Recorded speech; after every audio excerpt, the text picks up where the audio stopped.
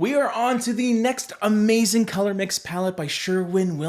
Every year, the company releases 4 palettes, all of which have a common underlying theme.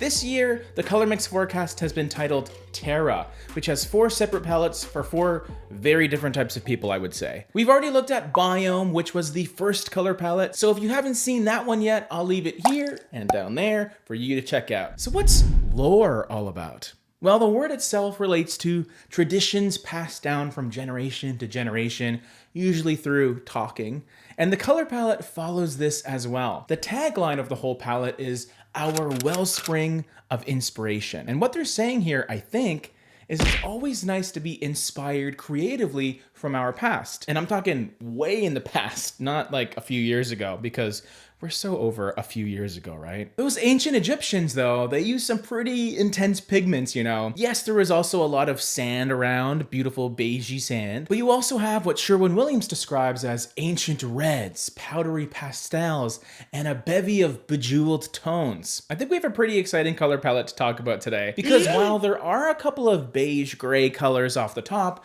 you also have some really exciting, fun, vibrant choices that are sure to pique the interest of my neutral color no thank yous. That's what I'm gonna call some of you. We already got the graders that hate gray, and then the neutral color no thank yous that are just anti-neutral. Am I describing you right now? Let me know in the comments. Why don't we get the really neutral colors out of the way first, because I just think it's for the best. Pediment and Dhurrie Beige. I've actually never heard of that color before. These are your standard gray beige colors in this palette. Pediment is definitely more gray than beige, and the opposite is true for this one. They have fairly similar levels of depth. Neither of them are too dark to be used as a room color, but they definitely have enough to substantiate them as colors. They are far enough away from off-white territory, that's for sure. While not as exciting as the other colors within the lore color mix palette, but I feel they have a right to exist in this palette because they act as that neutral canvas color to help ground the rest of them. Because as we go along,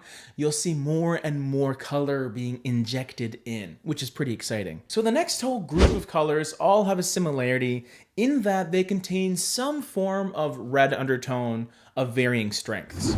The most passive of the bunch being Studio Mauve, which almost seems like a grayed out reddish purple. It has just enough of that red to pull it into nearly neutral territory, where it almost looks like a variation of gray, but has enough color so it pops a little bit. Wallflower is the lighter, more clean color, I would say, and that's because it has way less of that gray quality. It just ends up being a lighter, almost powdery warm purple. And then we have the 2 dark reds in Toile Red and Carnelian, one of which has a terracotta, almost red brick type of coloration that doesn't have an apparent orange quality like some reds.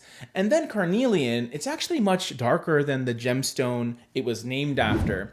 It ends up being a deep, dark red that's combined with an espresso brown to almost give it a subtle purple quality, but it is a beautiful combination of those colors. So it's really nice to see this emphasis on purple and more specifically red with these 4 colors. Just a nice common theme here. Up next are the wild cards of the palette and ultimately take things into a completely different direction involving jewel tones. Starting with these warmer colors in Serape and Nugget. Beautiful striking orange and yellow, really great stuff. Nearly in their purest form, I would say. And as our token, truly cool temperature colors in this palette, you have the deep blue mineral gray and the rich teal blue peacock. When I think of jewel tones, I think tons of rich color saturation, and these 4 colors do a great job exemplifying what kind of range these colors can have. No matter whether you're looking for something super bright and vibrant and electrifying, or something a little more deep and heavy. I love the direction that Sherwin is taking design.